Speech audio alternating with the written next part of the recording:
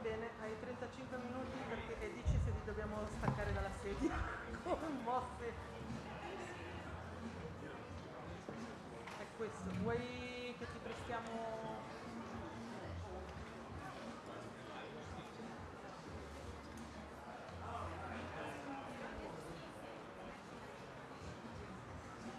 Da quanti siedi?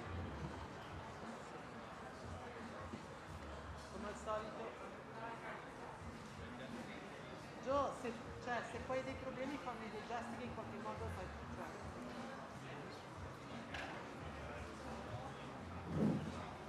Non sta bene. Ok.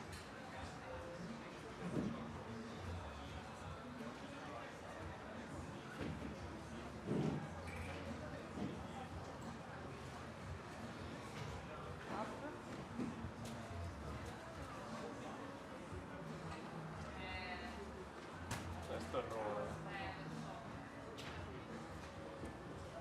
Ce l'hanno gli occhiali da sole.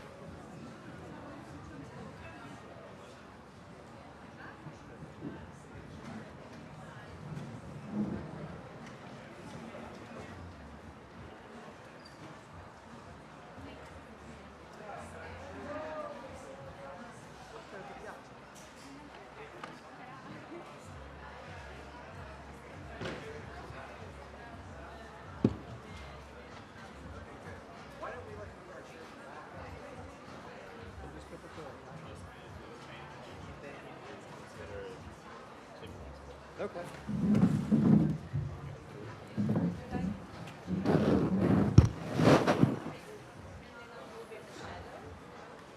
I asked, and they thought I was asking if I could, like,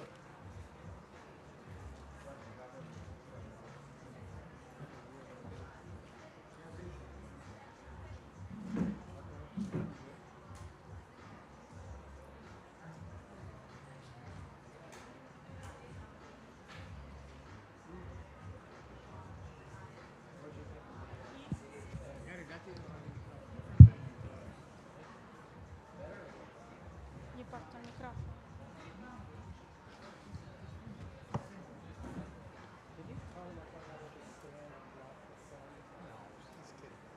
Which kind of problem?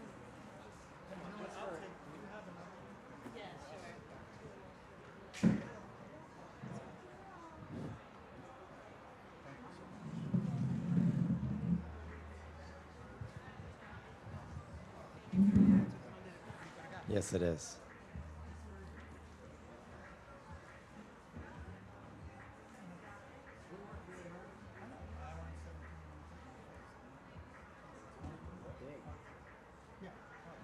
La sola cosa ci saranno domande che rifanno alla fine, perché sai, fai sempre durante, però facciamo le domande magari si scambiano e noi teniamo già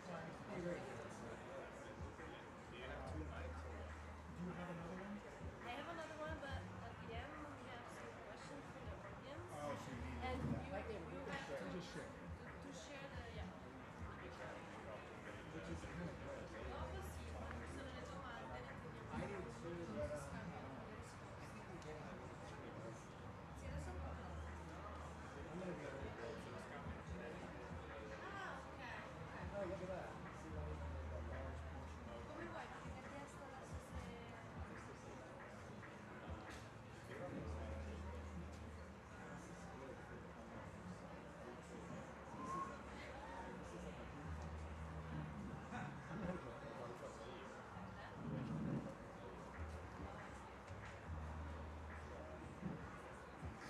You want to sing that song you sang? Good afternoon and welcome to the Q&A of the competition film Lousy Carter by Bob Byington. It is a pleasure to have here with us the director Bob Byington and the actor David Krumholtz.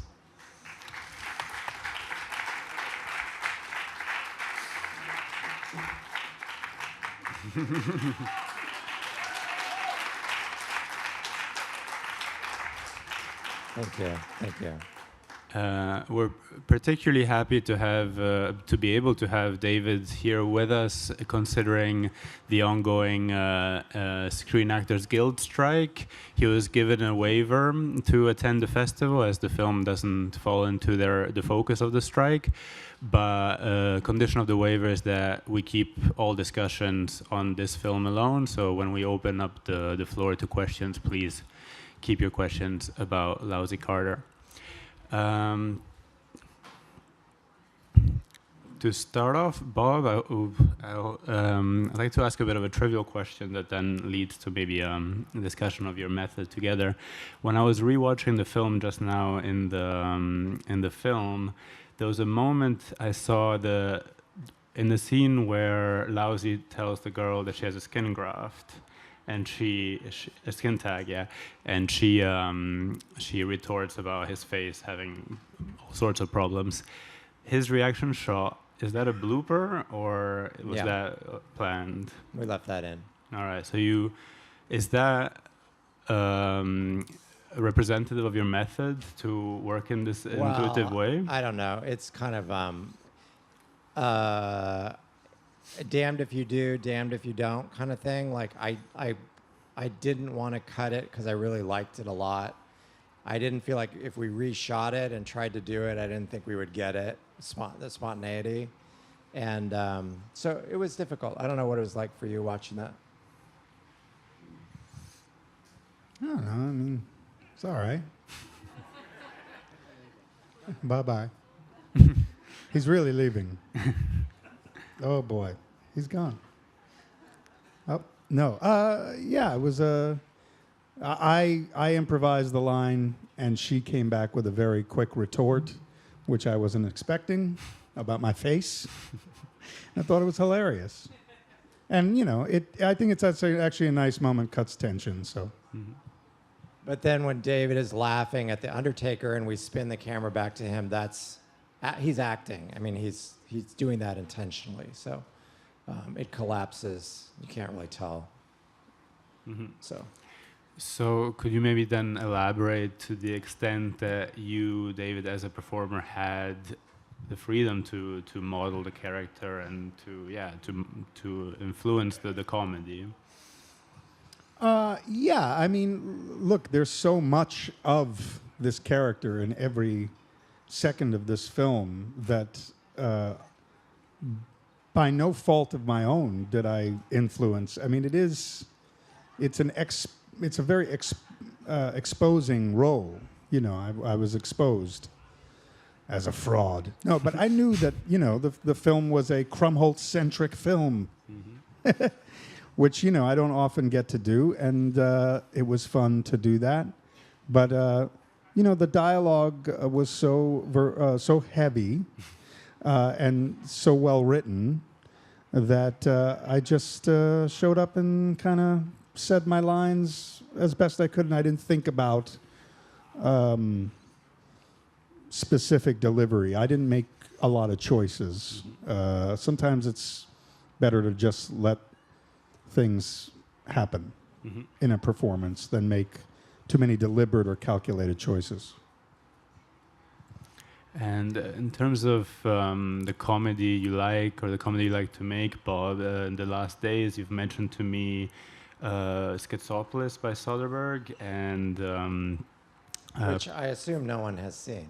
Has anyone seen Schizopolis, the second film by Soderbergh here?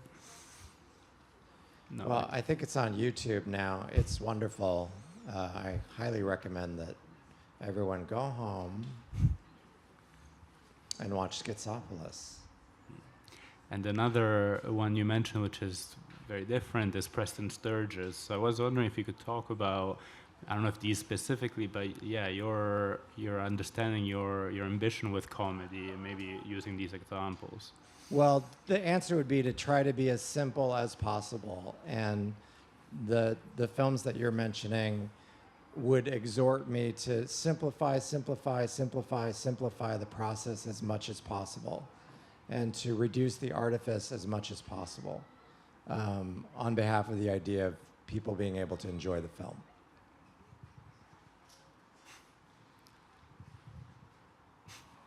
Yeah. And what's remarkable with this film, nowadays it seems like running times are getting longer. It's like a mark of achievement to have a longer running time. And this one's 80 minutes, which is actually kind of long by your standards. Your usual films are even shorter. Is this tied to what you're saying now? Yeah, I mean, the movie's running at 77, and I kept telling the editor that we have to, I wrote the script at like 105, and I was like, we have to make a 90-minute movie. We have to make an 85-minute movie.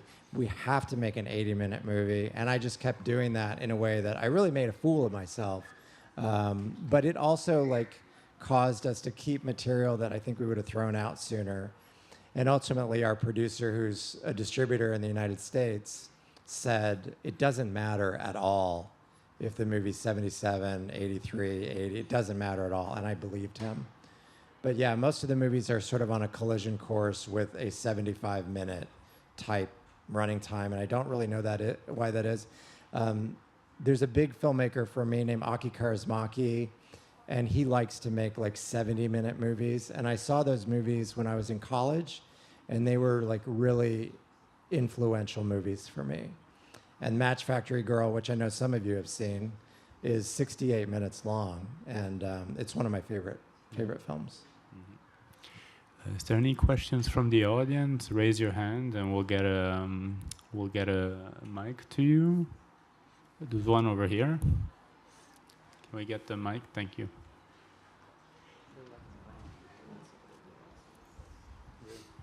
Speak loudly. You've already talked about a little bit about the performance. I'm curious the difference between the writing and then the editing, and how that shaped the film. From my perspective, the film is very much the script as it was written. The ending of the film, I think, was edited, I suppose, differently than it was written, and I think it works. And but yeah, essentially that was the script, and yeah. The script did not open with his funeral, and I guess people have seen the movie. And the beginning of the movie, you see a picture of him, and it's supposed to be a funeral picture, which I hope people thought. So that was not in the script. The script just opened with him walking the way he walks, and he goes to the doctor. And in the script, he does the 6 months to live joke after he sees the doctor, and in the movie we put it before. And then probably the biggest structural thing that we did was when he gets shot, and I guess everyone knows that he got shot, right? I'm so used to that being like, don't tell anyone he got shot, but you guys all know that he got shot. In the script, the scene just plays right away where he talks to Gail. And then one day the editor said, let's try to move it off of where it is. And then it started moving around, and it finally ended up where it is in the movie. Where is it in the movie? I'm kidding. I know where it is, but it moved a lot. And he and I did not agree about it, and it was a pretty spirited debate. I should say I work with an editor who's worked so hard on this movie. I'm gonna start crying.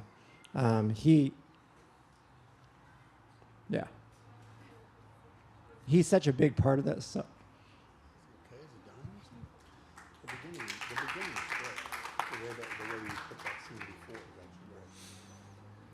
Do we have further questions? One here in the front, and then over there, or there and then over here. Hi. So one question for Bob. You are one of those many gifted filmmakers who came up from Austin, and I have been lucky to spend a year in Austin. I'm a Ukrainian, but I've been teaching there at UT 6 years ago, and have very fond memories. And we all know about this other filmmakers from Austin. Can you say that the city, Austin itself, has an influence on your filmmaking, being part of this family of very talented people making movies there is a Yeah. big part of it. And one question also for David. First of all, to quote the movie, nice outfit. Yeah, right. And second of all, about Wikipedia, just look at your entry. And I can't resist, it's a personal question. Read there that you are a cancer survivor. Was it any part of you, how you felt about being in this particular role and how you dealt with this? Thank you. Oh, well, I mean, obviously that's a more important question than the Austin question, but the culture of Austin it's been, the Film Society started in the kind of early 90s, and I can't imagine trying to make films without the culture that Richard Linklater established. And he's an internationally recognized filmmaker, but at the same time, he's also a curator, and it's very important to him to show films and support filmmakers. So that's been a huge influence on me. And then I'm close friends. The guy who plays the Undertaker in the movie is a close friend of mine, Andrew Bujalski, and he's a pretty highly regarded filmmaker. Macon Blair, who plays Dick Anthony, made an astonishingly great film called I Don't Feel at Home in This World Anymore, and is also the lead in a movie called Blue Ruin. And so these people are, it's very hard to separate Austin from this like talent pool that still exists there. Honestly, I don't carry the torch of my cancer diagnosis. It's in the past, and I'm lucky, but I try not to wear that. And again, I mean, did I have some sense memory when we were shooting the scene where I'm told I'm going to potentially, or I'm going to die, of my own experience? Perhaps it was there, but I didn't think of it consciously. There was a lot about this movie and about playing this particular role that required me, I think, to shed my own thing and not use my past experiences, to tell this story. The writing did that for me, and so, there was no reliving of that experience. Thank you.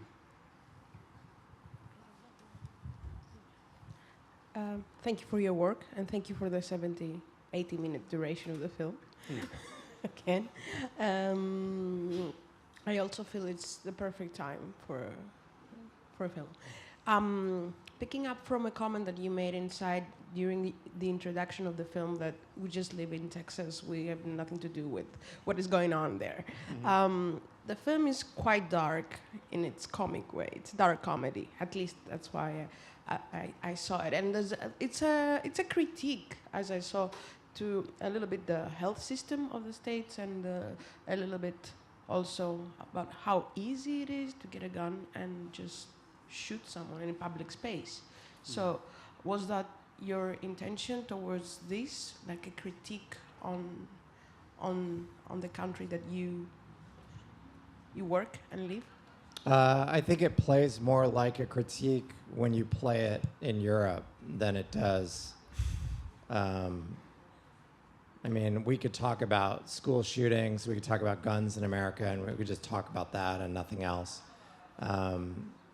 But when you play the movie in Switzerland, I mean, my perception is that Switzerland has a basically healthier culture than the United States, right? Like, that's my kind of like understanding of your culture, is that it's basically like healthier.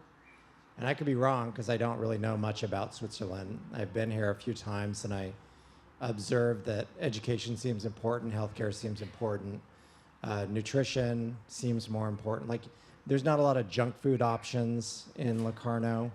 I mean, you have a McDonald's, and if this were the United States, we would have there'd be 20 fast food restaurants in Locarno.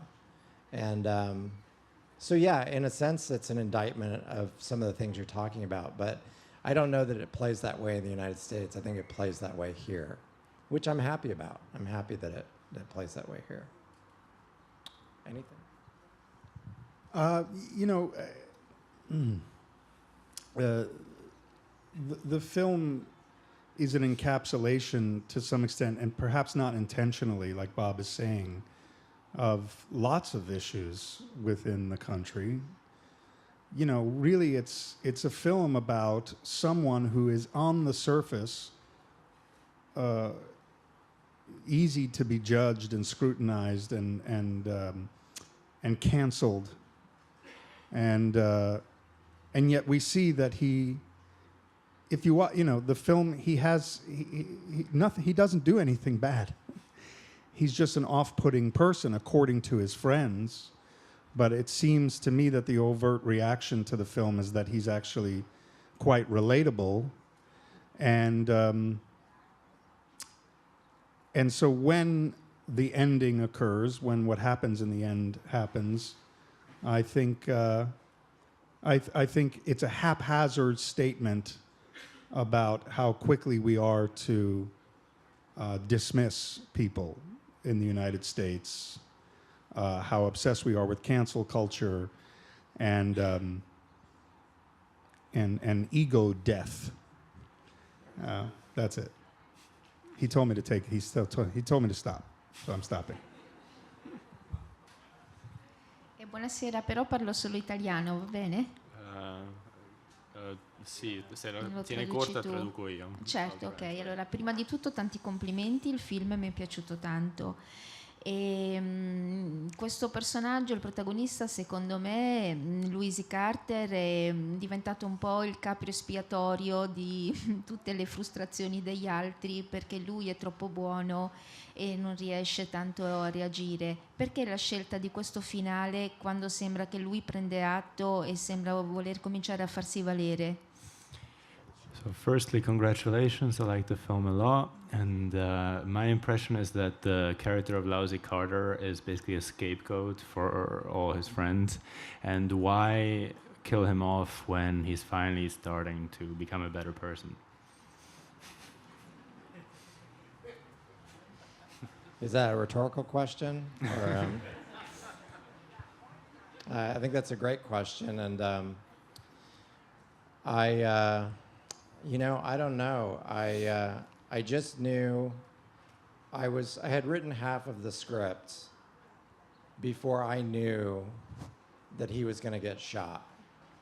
So when I wrote the scene of Dick Anthony in the parking lot after the funeral was when I decided that Dick Anthony was going to shoot him. And then I knew he was going to die. And then I knew that he was going to get a diagnosis that was false and be told that he was okay and then go get shot.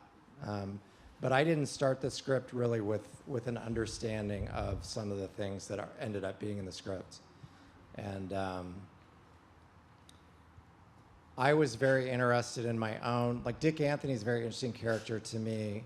He's like a guy who represents me, where I wish that you would call me back, like when I call you and you don't call me back. And then like he's also representative of people who, reach out to me and they say like, I love your movie, and I don't reply, and I think that someone's gonna come up and shoot me someday because of that. So it's both. He represents both me reaching out to you and you not calling me back, and then he also represents, it's both. So anyway, that doesn't answer your question. Further questions over here on this side? Wave again. This one. The best way. Yeah, you've had enough. Well, thank you even by my side, for not making a 2 hours and a half movie. It's quite tiring for the audience nowadays to be able to follow some films. But I was interested in the kind of humanity you're depicting in this movie, because I think that the relations are really poor.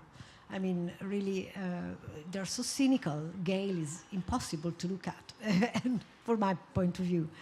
And is that your look? Is it your sight on humanity? Is that reflects your own sight on humanity?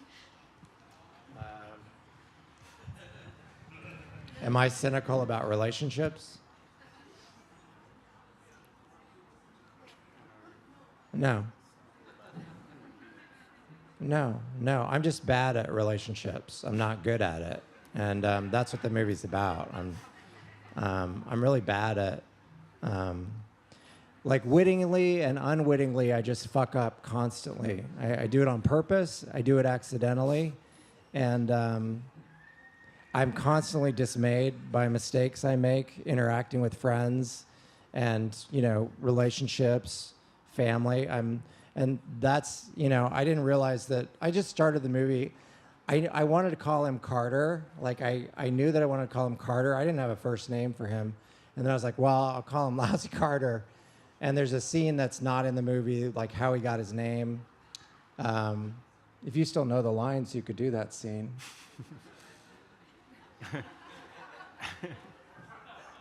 But then I realized, having made the movie, that lousy is me talking about not being good at relationships. I'm just lousy at it. So, but not cynical, because that's different. I think the thing that Bob and I have in common, which we have a few things in common, is that we both live in states of perpetual embarrassment, which we find extremely healthy. And so it's not about them, it's about us. I think we're both deeply cynical. If we're cynical, we're cynical about ourselves. It's more pointed inward than outward. Further questions? Raise your hand. Yeah, and for example, when I said the thing at the beginning where I'm like, we should have the Q&A and the thing, and I'm like, why did I say that? That's so stupid. And Giona's so nice, and I'm telling, like, I'm insulting him in front of, it's just awful. And I'm like, why would I say that? That's so stupid. So, but I just assume everybody's like that, but I'm not sure they are. Are you like that? Not quite. I can relate. Okay. Further questions?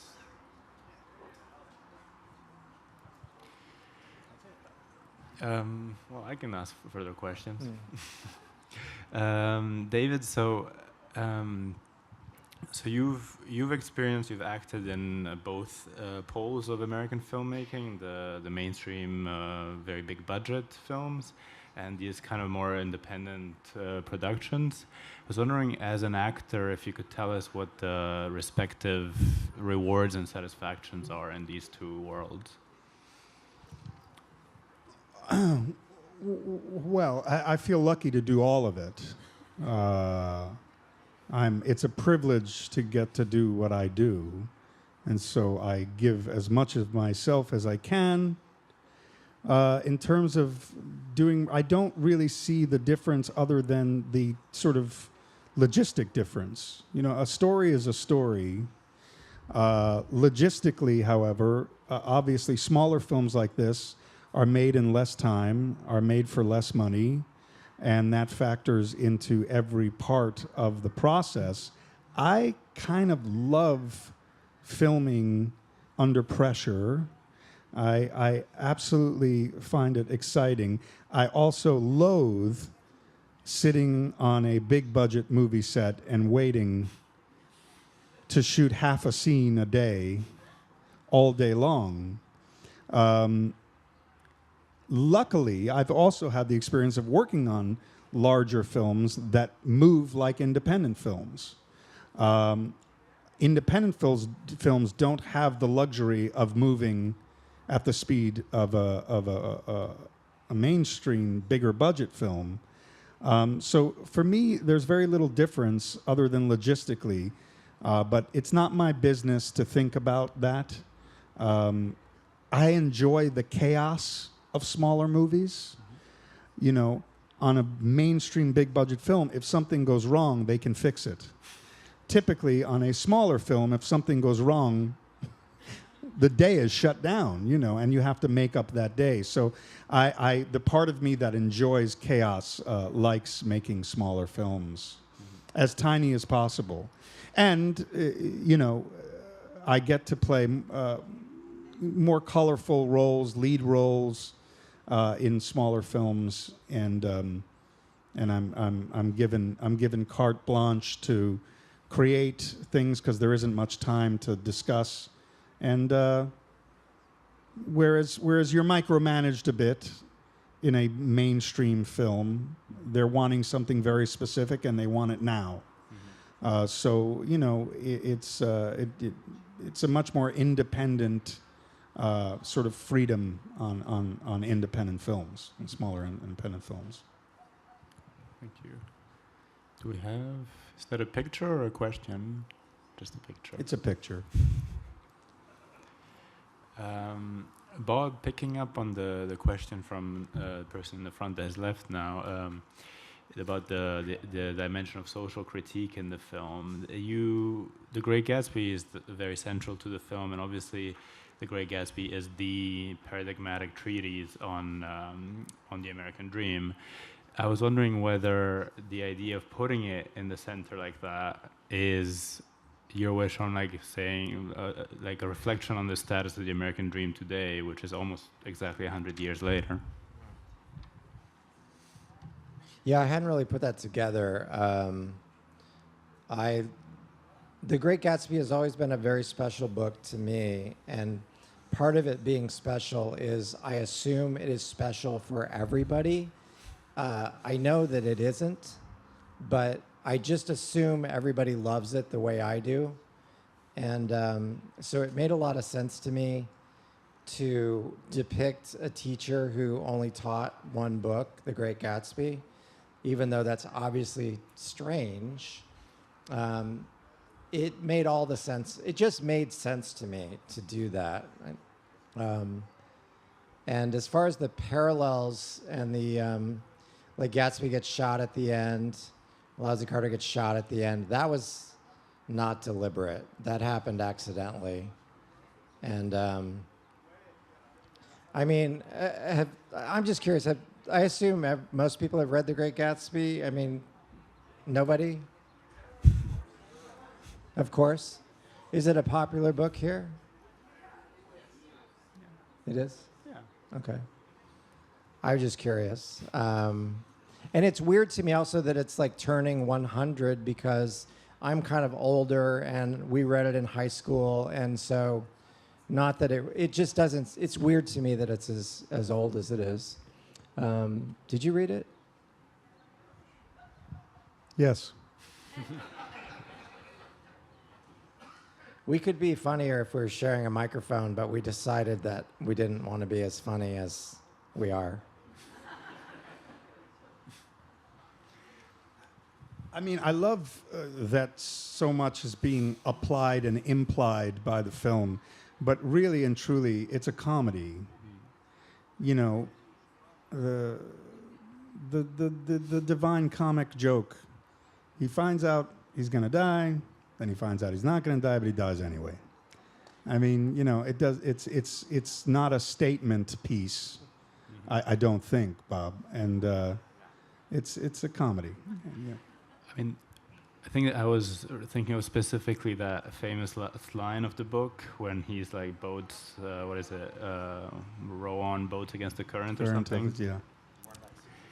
One slave or pass, yeah. And these characters, they're not rowing at all. They're really just doing whatever. And there's that line where she says, maybe things will get better. And that really seems the very opposite of rowing against the current. Today we just go with the flow, and maybe it'll lead us badly, but we'll just go there. We have time for one more question. Sure, no one wants to jump in? There's one over here. If it's comedy, which surely it is comedy, I was laughing. My friends were not laughing. I find it completely strange kind of humor. You don't laugh at it. So I said, well, I didn't I didn't know that Americans were having that kind of humor. I'm surprised that they're having this kind of humor, but if it's comedy, what kind of comedy is it? What kind of humor is it? It's a fatalist comedy. It's a comedy, you know, the idea being that life is complicated enough, why complicate death? You know, that's my new tagline. Yeah, I like it too.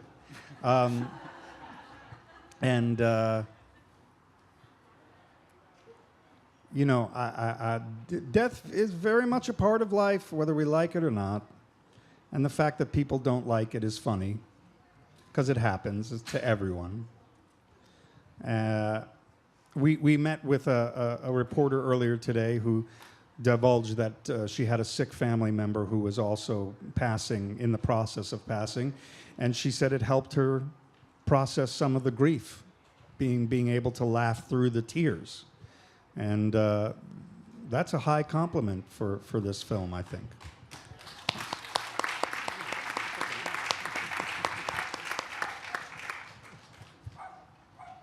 Anyway, people want to leave, right? You guys are hungry? I don't like keeping people. It's all the at time this we have stuff. anyway, so thank you so much. Yeah, thank you for watching the film. It's great.